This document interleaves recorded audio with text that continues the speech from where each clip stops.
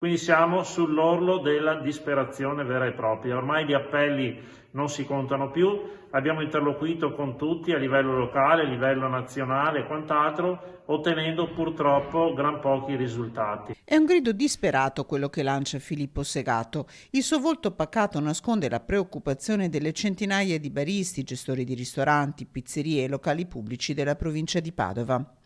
I pubblici esercizi nel corso del 2020 sono stati chiusi per 150 giorni.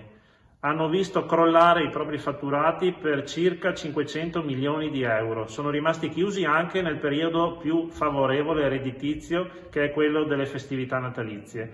Dal 24 dicembre l'arlecchino di zone che ha colorato l'Italia ha creato molta confusione nei cittadini e altrettanta preoccupazione nei lavoratori. A questo punto l'APE chiede un incontro con il presidente della regione Luca Zaia per presentare le aspettative sul fronte ristori di questi imprenditori ed è pronta a valutare anche un'azione di protesta visibile.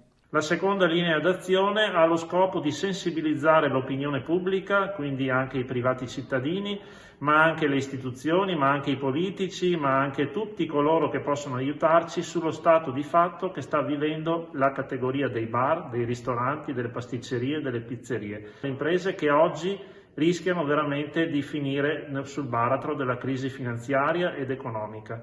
Quindi stiamo valutando di organizzare un presidio temporaneo, naturalmente, perché le prescrizioni Covid non permettono una presenza permanente 24 ore su 24 in un luogo pubblico della città di Padova. Tutto nel rispetto delle norme anticontagio. Il momento è difficile e la categoria ne è ben consapevole.